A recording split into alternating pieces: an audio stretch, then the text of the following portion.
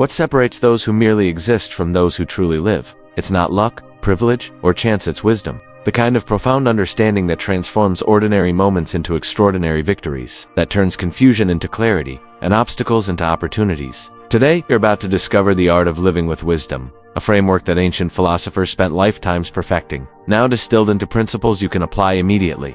But here's what most people miss. Wisdom isn't just knowledge. It's the application of deep truths that elevate every decision you make, every relationship you nurture, every challenge you face. Hit that like button right now, because what you're about to learn doesn't just inform you, it transforms you. And pay close attention to every detail in this video. Miss one concept, and you might overlook the exact insight that unlocks your next breakthrough. Each principle builds upon the last, creating a complete system for elevated living. This isn't content you'll find anywhere else presented quite like this. This is where evolution happens. Let's begin. There is a question that haunts the corridors of every human mind, whispered in moments of despair and shouted in times of crisis. Why do we suffer when we cannot control what happens to us? This question lingered in the air on a cold morning in Athens, 2,300 years ago, when a wealthy merchant named Zeno of Citium watched his entire fortune disappear beneath the waves of the Aegean Sea. His ship had sunk. Everything he owned, every coin, every carefully planned dream gone. Standing on the shore, soaked and shivering, Zeno faced a choice that each of us will face countless times in our lives. Would he be destroyed by what he could not control? Or would he discover something more valuable than all the gold in Greece? We stand now at the same shore. Different waters, different storms, but the same fundamental human condition. We lose what we love, we fail despite our best efforts. We watch our carefully constructed plans crumble like sandcastles before the tide. And in those moments, we ask ourselves whether life is merely a cruel game where we are powerless pieces on someone else's board. But what if the answer to that ancient question, the one that haunted Zeno and haunts us, still lies not in controlling the external world, but in mastering the internal one? Zeno did not know, as he stood on that shore, that his catastrophe would birth one of the most powerful philosophies humanity has ever known. Penniless and purposeless, he wandered into an Athenian bookshop where he encountered the teachings of Socrates. Something ignited within him. He sought out Crates, the Cynic, and other philosophers, spending years learning, questioning, and ultimately developing a framework for living that would sustain emperors, slaves, and everyone in between for millennia. He called it Stoicism, though the name matters less than what it represents. A comprehensive answer to human suffering, a path through chaos, and a method for transforming our relationship with reality itself. We must understand something crucial from the beginning. Stoicism is not about suppressing emotions or becoming a stone-faced robot immune to life's pains. This is perhaps the greatest misunderstanding about this philosophy. The Stoics were not advocating for emotional numbness. They were advocating for something far more radical and difficult: emotional wisdom. Marcus Aurelius, the philosopher-emperor who ruled Rome at its height, wrote in his personal journal, "Never meant for our eyes. You have power over your mind, not outside events. Realize this, and you will find strength." He wrote these words not in a palace of comfort, but often in military camps, surrounded by plague, war, and betrayal. He understood what we are only beginning to grasp, that the battle for a good life is fought not in the external circumstances, but in the citadel of our own consciousness. The architecture of suffering. Epictetus, who was born a slave and became one of history's most influential teachers, understood this distinction with crystalline clarity. He taught, "Some things are within our power, while others are not. Within our power, our opinion, motivation, desire, aversion, and, in a word, whatever is of our own doing. Not within our power are our body, our property, reputation, office, and, in a word, whatever is not of our own doing." We waste our finite energy trying to control the uncontrollable. We rage at traffic, at weather, at aging, at other people's choices. We anchor our peace to external outcomes. I will be happy when I get promoted, when I find love, when I have enough money, when people finally recognize my worth. We make ourselves hostages to fortune, prisoners of circumstance. The Stoics recognized that this approach to life is not just ineffective, it is the primary source of our anguish. When we need external things to be a certain way for us to be at peace, we have surrendered our agency to the universe's chaos. We have made our well-being dependent on factors we cannot control. Imagine you are about to give the most important presentation of your career. Everything depends on it, or so you believe. Your promotion, your reputation, your sense of self-worth. You have prepared meticulously. You know your material. But as you stand up to speak, your mind floods with fear. What if they don't like it? What if I forget something? What if someone asks a question I can't answer? What if this ruins everything? The conventional approach is to try to control the outcome, to rehearse obsessively, to worry, to attach your emotional state to how well it goes. But the Stoic approach is radically different. You control your preparations, so prepare well. You control your efforts, so give your best. You control your intentions, so intend to provide value. You control how you interpret whatever happens, so choose empowering interpretations. But you do not control whether people like your presentation. You do not control whether the technology fails. You do not control whether someone in the audience is having a bad day and takes it out on you. You do not control the outcome. Seneca, the advisor to emperors and one of the wealthiest men in Rome, wrote extensively about this principle, even as he faced exile, false accusations, and eventually a forced suicide. He understood that we suffer more often in imagination than in reality. Our minds create elaborate catastrophes that never occur. We rehearse our suffering long before and, often instead of any actual hardship. The Stoic practices what psychologists would later call cognitive reframing, but this is not mere positive thinking or naive optimism. It is something more sophisticated. It is training the mind to distinguish between what we can influence and what we cannot, and then investing our energy exclusively in the former. This distinction, this dichotomy of control is the first pillar of wisdom. Without it, we are like someone trying to bail out the ocean with a teaspoon, forever exhausted, forever unsuccessful, forever wondering why life feels so overwhelmingly difficult. The discipline of perception. Consider, you lose your job. Is this good or bad? The immediate conditioned response is bad. But is it?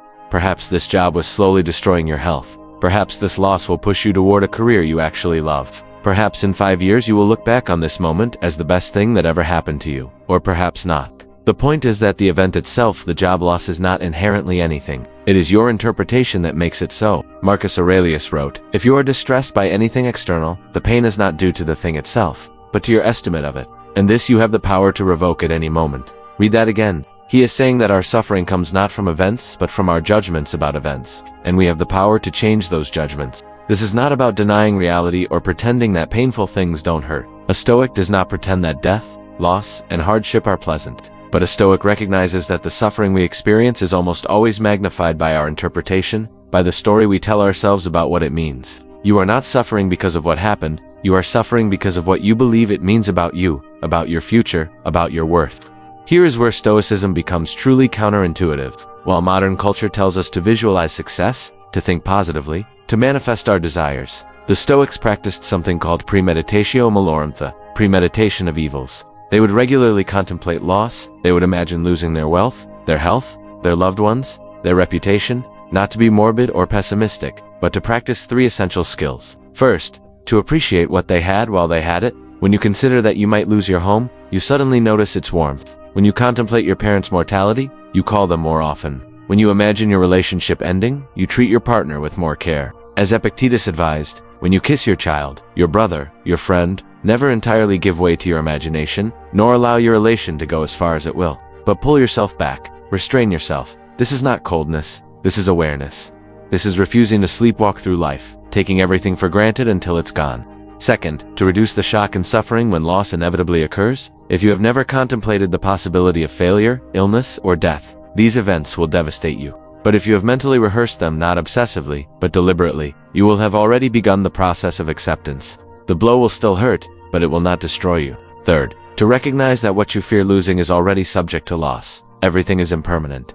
Every person you love will die. Every accomplishment will fade. Every material possession will decay. This is not pessimism. This is reality. And paradoxically, accepting this truth makes life more precious, not less. Seneca wrote to a friend who had lost his son, "You have buried one whom you loved. Look about for someone to love. It is better to replace your friend than to weep for him." This seems harsh to our modern sensibilities. But Seneca was not being callous. He was pointing to a profound truth. Grief that paralyzes is a form of self-indulgence. The Stoic honors the dead by continuing to live well, by finding new sources of meaning, by refusing to let loss become the defining feature of their existence. The obstacle becomes the way. This is the most radical reframe in all of Stoic philosophy. Obstacles are not merely something to overcome or endure. They are opportunities for growth, for excellence, for the development of character. The very thing that opposes us strengthens us, if we approach it correctly. Think of fire. It consumes wood and uses it as fuel to grow stronger. The Stoic sage is like fire. Every challenge, every setback, every insult, every hardship becomes fuel for their development. When someone criticizes you unfairly, this is an opportunity to practice patience and self-control. When you fail at something important, this is an opportunity to practice resilience and humility. When you face injustice, this is an opportunity to practice courage and integrity. Nothing that happens to you is wasted if you extract its lesson. This is why the Stoics did not merely endure hardship, they welcomed it. Not because they were masochists, but because they understood that difficulty is the gymnasium where character is built. As Seneca wrote, disaster is virtue's opportunity. We see this principle operating throughout history. Viktor Frankl, who survived Auschwitz, observed that those who found meaning in their suffering were most likely to survive. Nelson Mandela emerged from 27 years in prison not broken but strengthened, using his incarceration as a period of reflection and preparation for leadership. The obstacle imprisonment became the way to becoming the leader his country needed. But we need not look only to extraordinary examples. Every person reading this has experienced moments when what seemed like a catastrophe later revealed itself as a blessing. The relationship that ended and freed you to meet your true partner. The job you didn't get that pushed you toward your real calling. The illness that forced you to reevaluate your priorities. The Stoics would say, why wait for hindsight to reveal this truth? Why not assume from the beginning that everything that happens, good or bad by conventional standards, is an opportunity for growth? What would change in your life if you adopted this perspective? The practice of voluntary discomfort, and we are more anxious, more fragile, more dissatisfied than perhaps any generation in history. The Stoics understood something we have forgotten. Comfort does not build character, challenge does. And if we wait only for involuntary hardships to strengthen us, we remain perpetually unprepared for life's inevitable difficulties. So they practiced voluntary discomfort. Seneca, despite his wealth, would periodically live on the bare minimum: plain food, rough clothing, a hard bed. He wrote, set aside a certain number of days, during which you shall be content with the scantiest and cheapest fare, with coarse and rough dress, saying to yourself the while, is this the condition that I feared? This practice had multiple purposes. First, it proved to them that they could endure hardship, that their well-being was not dependent on luxury. Second, it made normal life seem luxurious by comparison. A bowl of simple rice after days of plain porridge becomes a feast. Third, it prepared them psychologically for potential loss. They knew from experience that they could survive with less. But perhaps most importantly, it built what we might call psychological resilience or anti-fragility. Like a muscle that grows stronger under resistance, the mind develops strength through voluntary challenge. Consider cold showers, fasting, intense exercise, saying no to impulses, doing difficult things when you don't feel like it. These practices, modernized versions of ancient Stoic disciplines, serve the same function. They train the will. They prove to you that you are stronger than your circumstances, that you can tolerate discomfort, that your happiness is not dependent on everything being easy. Epictetus, who had experienced involuntary hardship as a slave, taught his free students to seek out challenges. Difficulties are things that show what men are. Therefore, when a difficulty falls upon you, remember that God, like a trainer of wrestlers, has matched you with a rough young man. For what purpose? You may say why, that you may become an Olympic conqueror, but it is not accomplished without sweat. The dichotomy of control and relationships. Nowhere is the dichotomy of control more challenging or more necessary than in our relationships with other people. We cannot control whether someone loves us, respects us, appreciates us, or remains in our lives. We cannot control their choices, their growth, their opinions, or their behavior. We can influence these things through our own conduct, but we cannot control them, and yet, we constantly try. We manipulate, we people please, we sacrifice our authenticity to gain approval. We make ourselves small to make others comfortable. We rage when people don't meet our expectations. We suffer intensely when relationships change or end. The Stoic approach is different. We control only our own character, our own choices, our own treatment of others. We decide to be honest, kind, loyal, and authentic. We choose to give value without demanding equivalent return. We love without attachment to specific outcomes. This sounds cold, perhaps even unloving, to modern ears. But consider, what kind of love is it that says I will love you only if you love me back in exactly the way I want? That is not love, that is a transaction.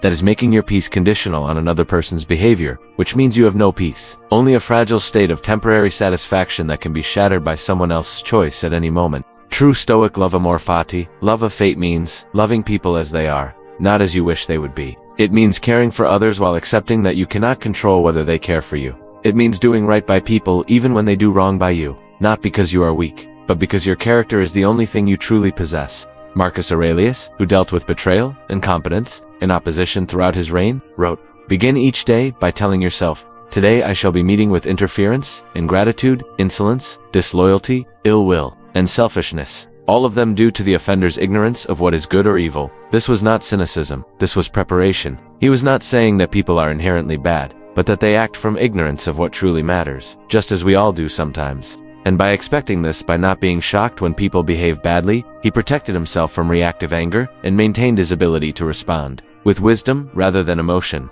The question then becomes, can you love people while simultaneously being unattached to how they treat you? Can you give without needing to receive? Can you maintain your integrity regardless of others' behavior? This is advanced wisdom. This is the path of the sage. The reserve clause, The Stoics developed a practice they called the reserve clause, a mental habit that transforms how we relate to goals and outcomes. When undertaking any action, the Stoic adds an internal caveat. I will do X if nothing prevents me, or I will achieve Y, fate permitting. This is not pessimism or half-hearted commitment.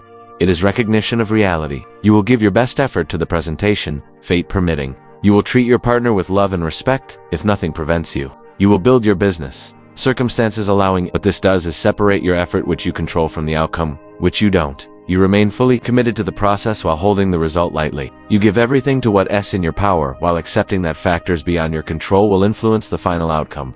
This reserve clause is the antidote to the brittleness of binary thinking. Without it, we think, either I succeed completely, or I am a failure. With it, we think, I will do my absolute best. And whatever results is what was meant to be, given all the factors in play. This is not resignation. This is radical acceptance combined with radical responsibility. You take full ownership of your effort while releasing attachment to outcomes. You care deeply about the process while remaining indifferent to the result. Paradoxically, this often leads to better outcomes.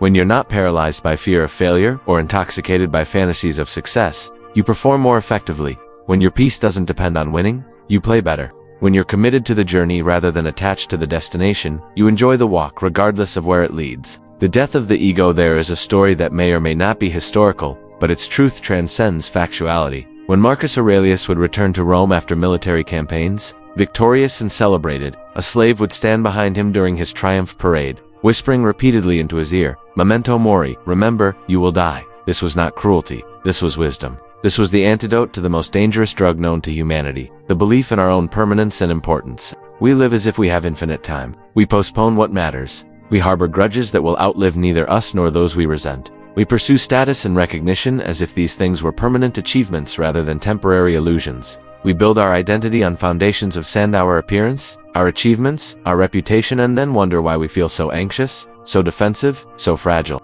The Stoics practiced memento mori, not to be morbid, but to be awake. Death is not a distant abstraction. It is the fundamental context of life. You are dying right now. Every moment that passes is a moment you will never reclaim.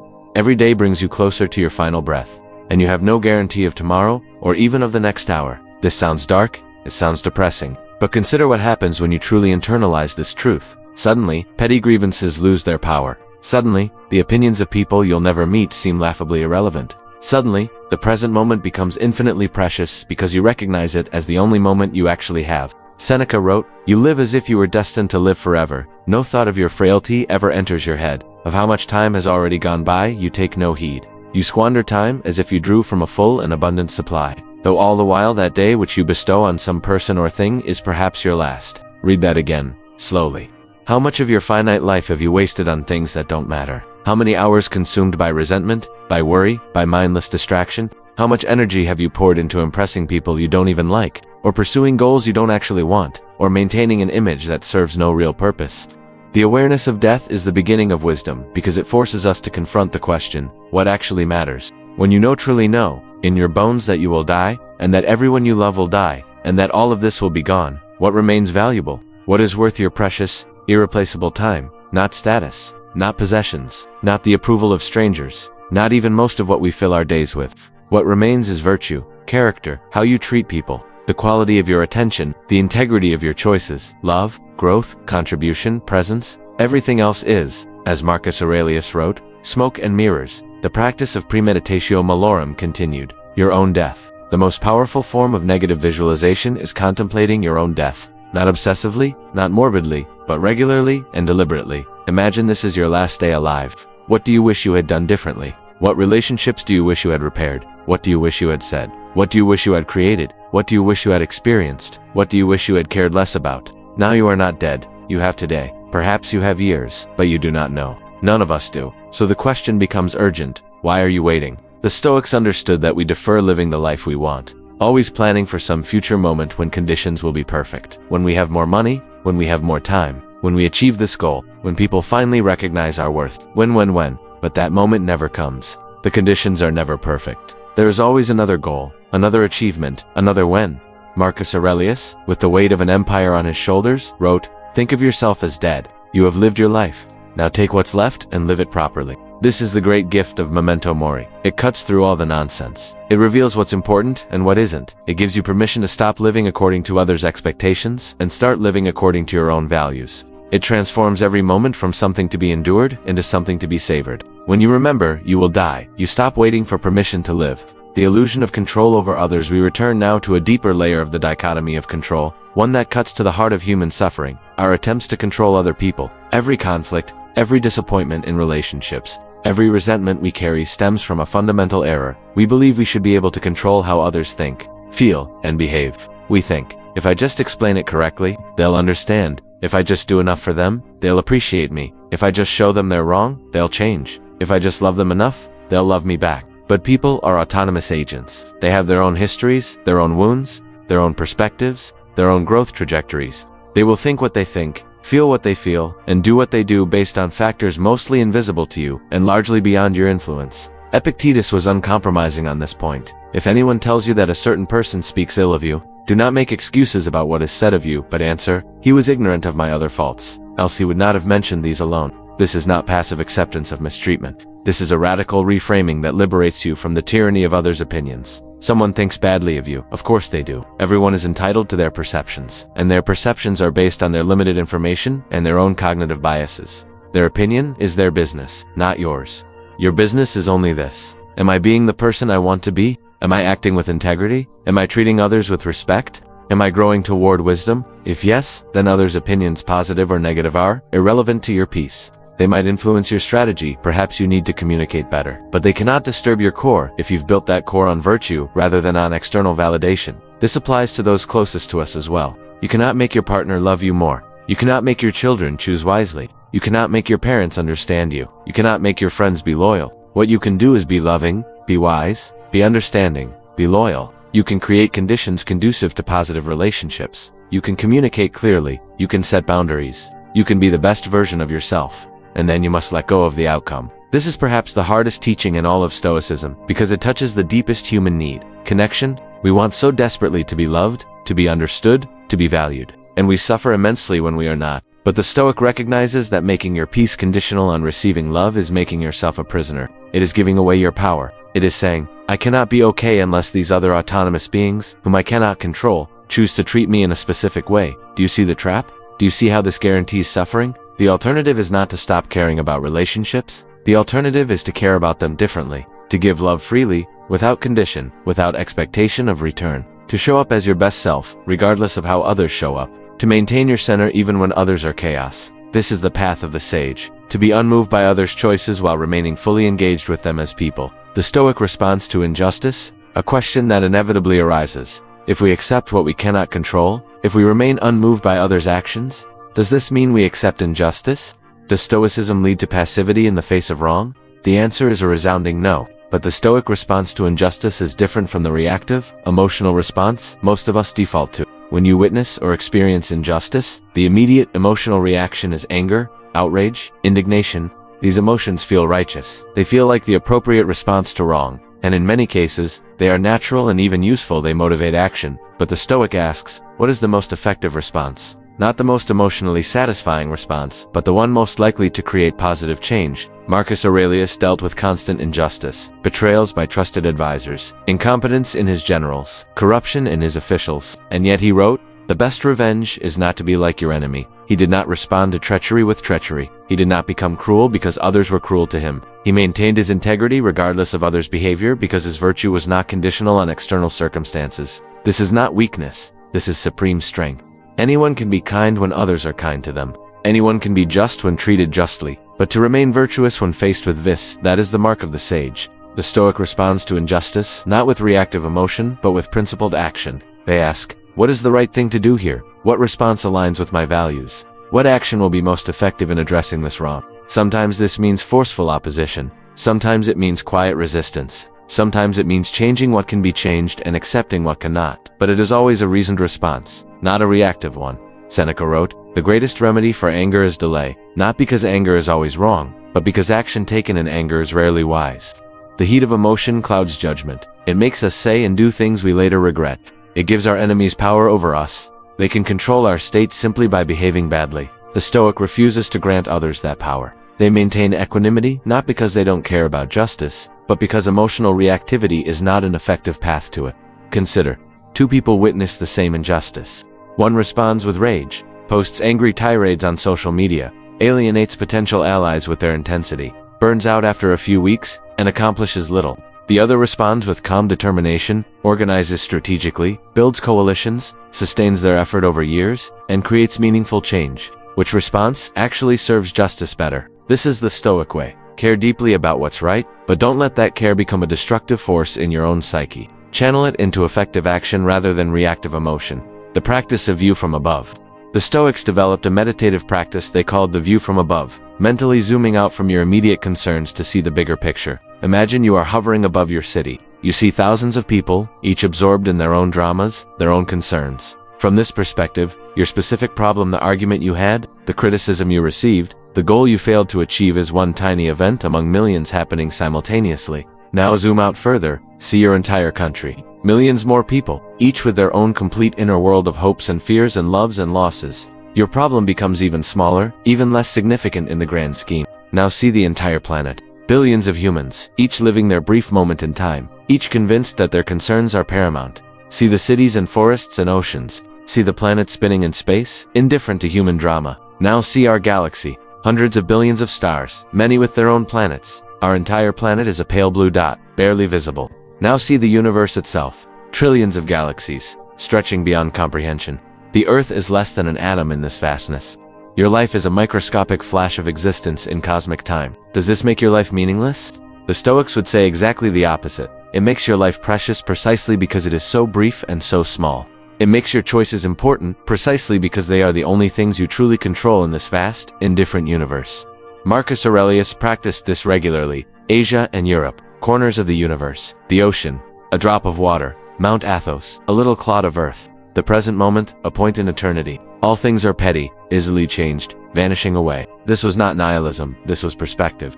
This was a tool for maintaining sanity when small things threatened to overwhelm him.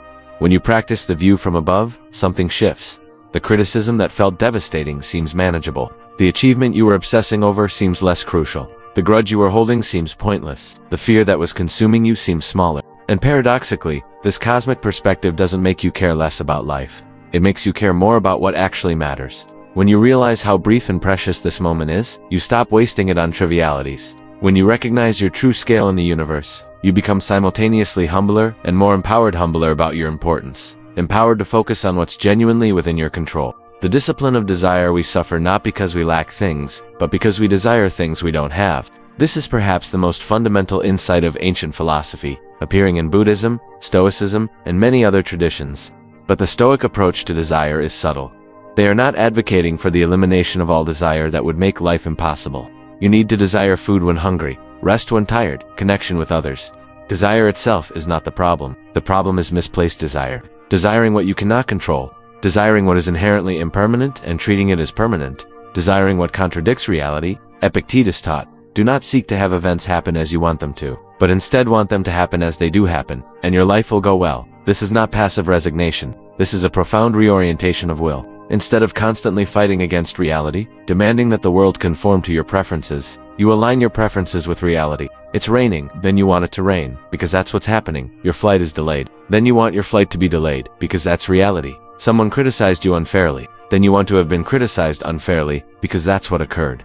This sounds absurd until you realize what it accomplishes. It eliminates the suffering that comes from resisting reality. Reality is what it is, regardless of your preferences. When you want reality to be different than it is, you suffer. When you align your wanting with what is, you find peace. But this goes deeper. The Stoic doesn't just accept external reality, they train their desires to focus exclusively on what they control. They desire virtue, wisdom, integrity, effort, things entirely within their power. They do not desire wealth, fame, health, or long life, things subject to fortune.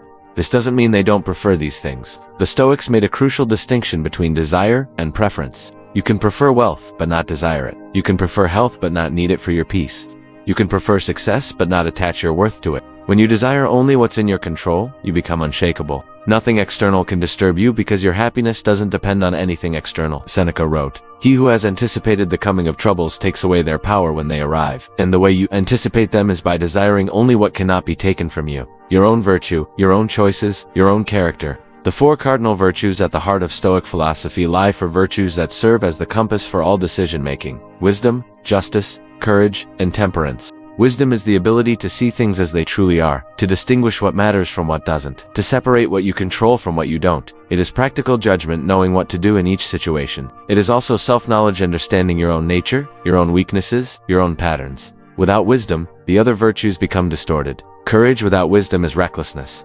Justice without wisdom is harsh rigidity. Temperance without wisdom is mere suppression. Justice is treating others fairly and contributing to the common good. The Stoics had a strong sense of cosmopolitanism. We are all citizens of the world, all part of one human family.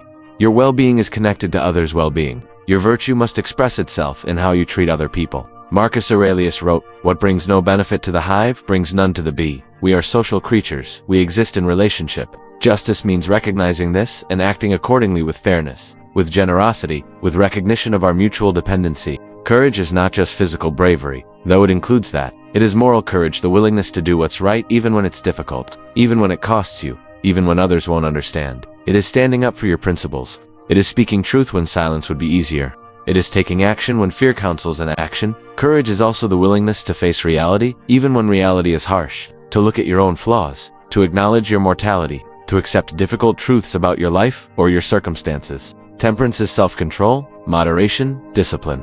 It is the ability to delay gratification, to resist impulses, to do what's right rather than what's easy. It is mastery over your appetites and emotions. But temperance is not joyless restriction. It is freedom from being controlled by your impulses, by your cravings, by external temptations. When you have temperance, you are no longer enslaved by your immediate desires. You become captain of your own ship. These four virtues work together as an integrated whole. They are not separate traits to be developed individually, but facets of a single thing: excellence of character. And excellence of character is, for the Stoics, the only true good, the only thing worth pursuing for its own sake. Everything else, health, wealth, pleasure, successes, preferred and different, it's preferable to have them rather than not, all else being equal. But they are not good in themselves. They are morally neutral. What makes them good or bad is how you use them. A rich person who uses their wealth selfishly is not better off than a poor person who lives virtuously. A healthy person who wastes their vitality is not better off than a sick person who maintains their integrity. An accomplished person who lacks character is not better off than a failure who has virtue.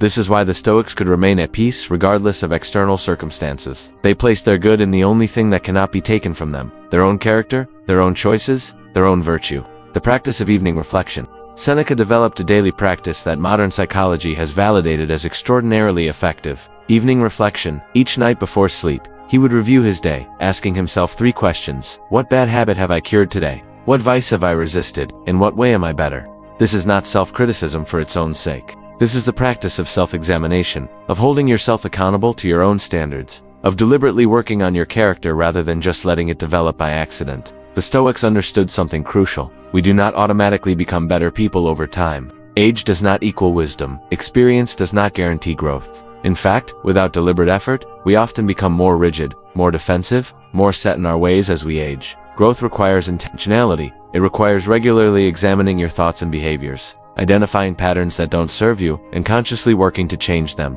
Seneca would lie in bed each night and review his day as if watching a film of his own life.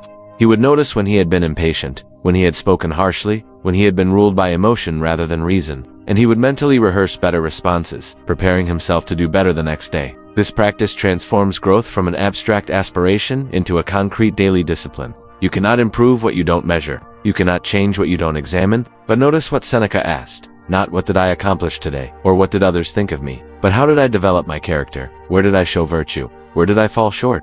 He was measuring the only thing that truly matters, the only thing he truly controlled. Modern research on habit formation, on metacognition, on deliberate practice all validates what Seneca understood 2,000 years ago. Regular, honest self-examination is essential for growth. Not self-flagellation, not harsh judgment, but clear-eyed assessment followed by commitment to do better. The Stoic concept of There's a Stoic concept that has no perfect English translation, oikiosis. It refers to the natural process of expanding your circle of concern, your sense of connection and responsibility. An infant cares only about itself. As it matures, it comes to care about its parents, its siblings, then its extended family, then its friends, then its community. The Stoics taught that wisdom involves continuing this expansion until your circle of concern encompasses all of humanity and, perhaps even all of nature. This is not sentimental universalism. This is recognition of interconnection. Your well-being is connected to others' well-being. When you harm another person, you harm yourself not just because of potential consequences, but because you have violated your own nature as a rational social being.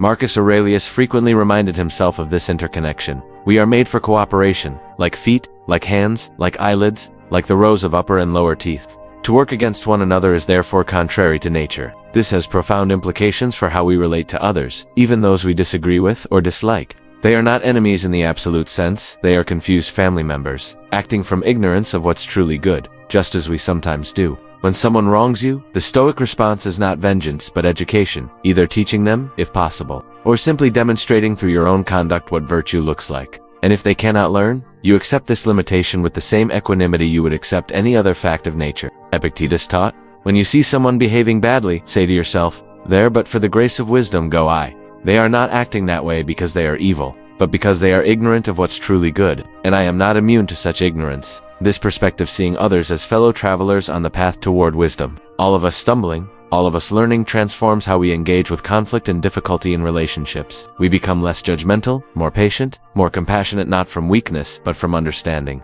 The Stoic approach to pleasure. A common misconception is that Stoics avoided pleasure or saw it as evil. This is false.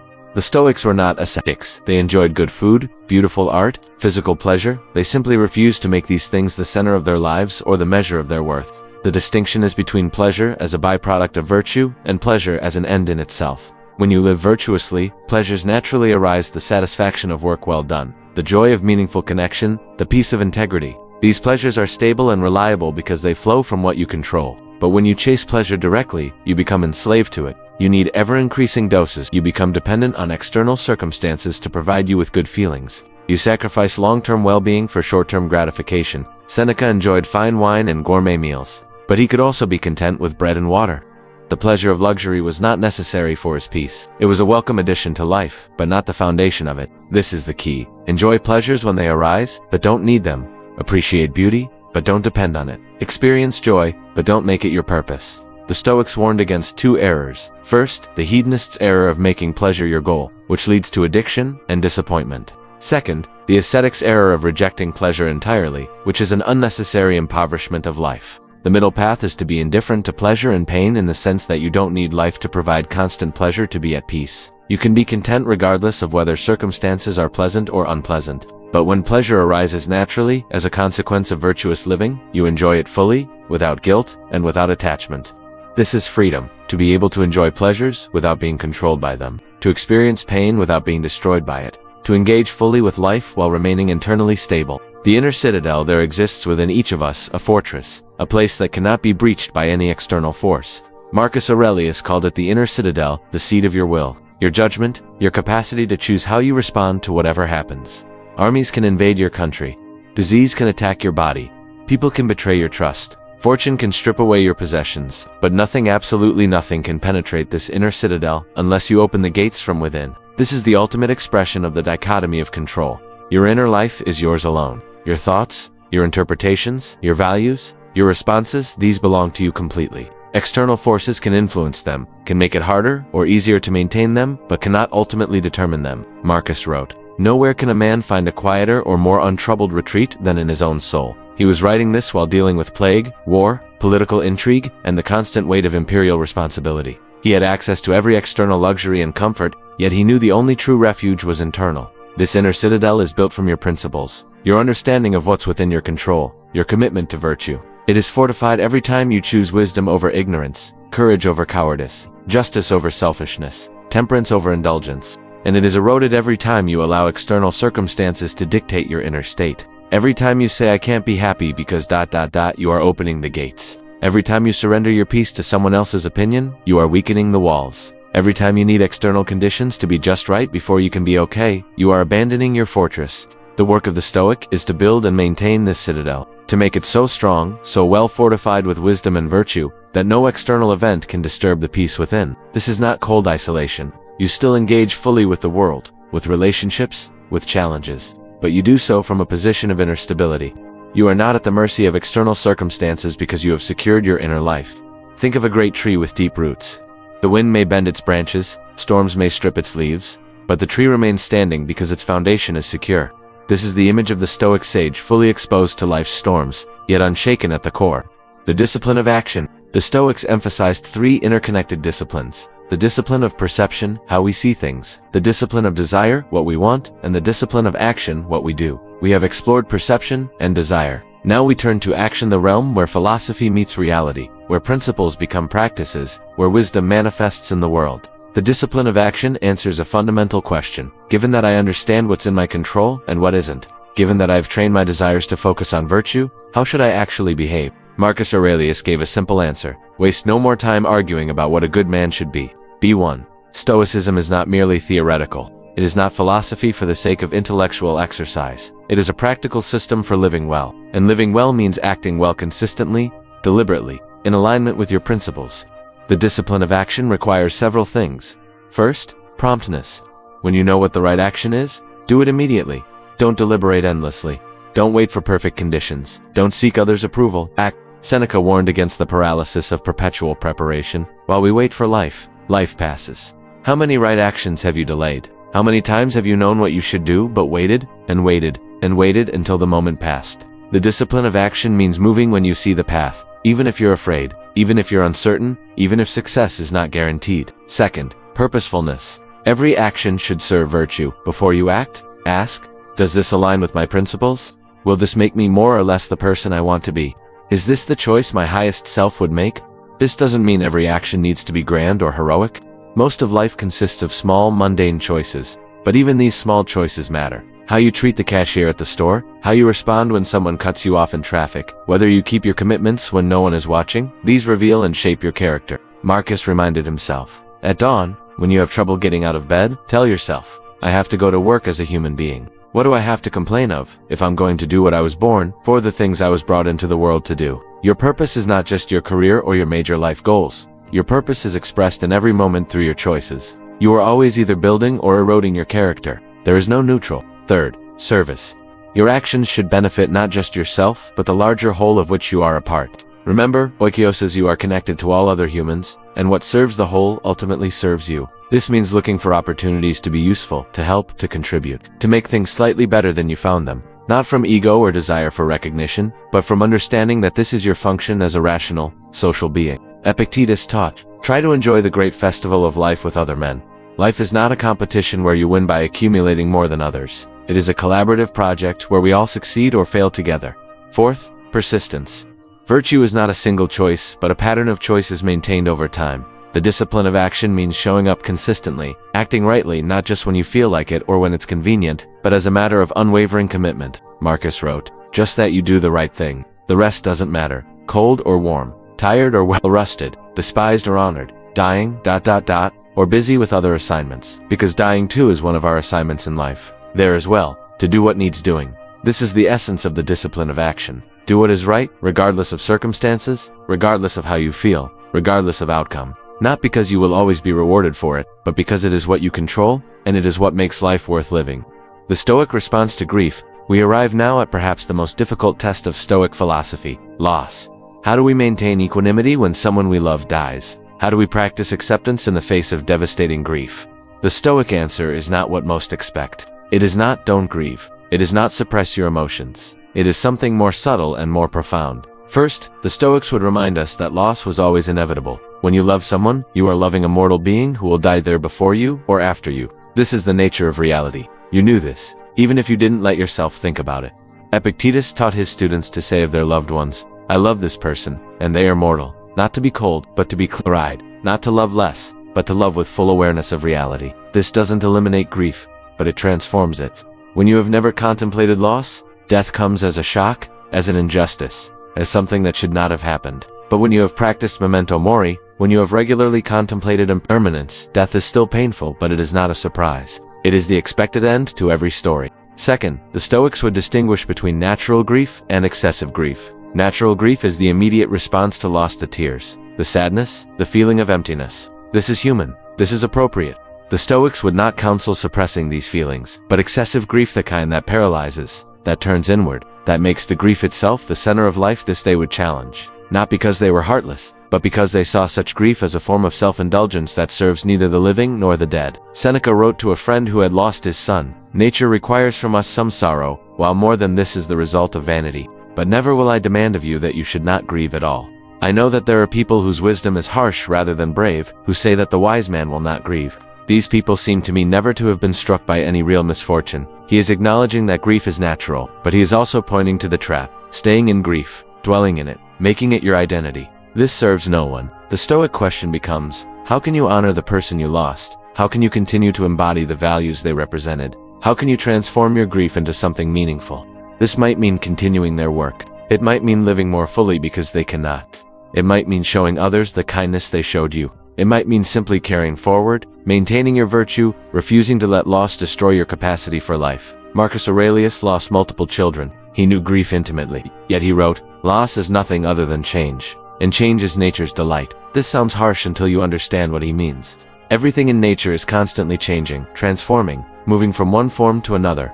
To resist this is to resist reality itself. Your loved one was here, and now they are not. This is change. This is the nature of existence. Fighting against this fact creates suffering. Accepting it, not liking it, not being glad about it, but accepting that it is what is, this creates space for healing. The Stoic grieves, but does not make grief a permanent dwelling place. They honor the dead by continuing to live well, by maintaining their virtue, by finding new sources of meaning and connection. The practice of Amor Fati. We come now to perhaps the most advanced and most misunderstood concept in Stoic philosophy. Amor Fati, the love of fate. This does not mean passive acceptance of whatever happens. This does not mean you don't try to change things. This does not mean you don't have preferences or don't work toward goals.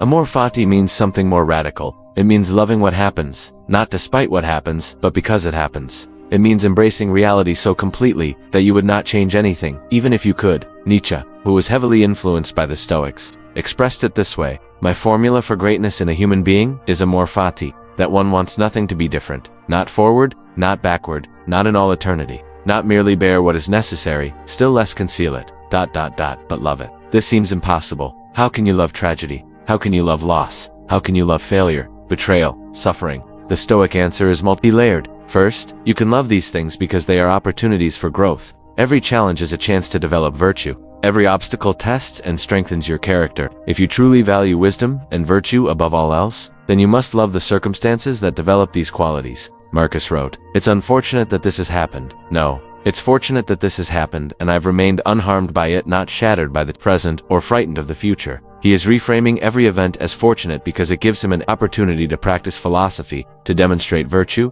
to remain unshaken by external circumstances. Second, you can love what happens because it is what is. To wish for reality to be different than it is a form of madness. Reality is what it is, regardless of your preferences. So you can spend your life in conflict with reality, or you can align yourself with it. This doesn't mean not having goals or not trying to improve things. It means accepting what has already happened without resentment, without bitterness, without the suffering that comes from thinking this shouldn't have happened. It happened. That is the only relevant fact.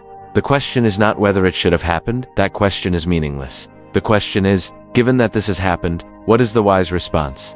Third, you can love what happens because you recognize that you cannot see the full picture. What appears as a catastrophe now might be the catalyst for your greatest growth. What seems like a tragedy might redirect you toward your true path. The Stoics told a story. A farmer's horse runs away. His neighbors say, "What bad luck." He replies, "Maybe." The horse returns with wild horses. The neighbors say, "What good luck." He replies, "Maybe." His son tries to tame a wild horse and breaks his leg. "What bad luck." "Maybe." Then war comes, and all the young men are conscripted except his injured son. "What good luck." "Maybe." The point is not that everything happens for a reason in some mystical sense. The point is that you cannot judge events in isolation. What appears good or bad is always embedded in a larger context that you cannot fully see. So the practice of Amor Fati is this. When something happens, good or bad by conventional standards, say to yourself, "This is what happened. I would not change it. This is exactly what needed to happen for me to be who I am, to learn what I need to learn, to develop as I need to develop." This is not delusion. This is radical acceptance combined with the recognition that resistance to reality creates suffering while acceptance creates peace.